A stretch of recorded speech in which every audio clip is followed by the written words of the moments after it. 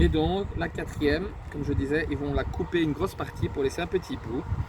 Et donc ce qui va se passer, c'est que le jour de l'opération, ici vous avez sur une ligne du temps le calcium pour une personne normale, c'est stable.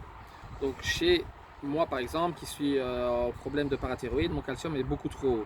Après l'opération, je vais être en hypocalcémie, donc je vais avoir moins de calcium, donc je vais devoir rester un jour ou deux à l'hôpital où je vais recevoir des gélules de complément de calcium afin de faire remonter le calcium pour revenir à une base normale.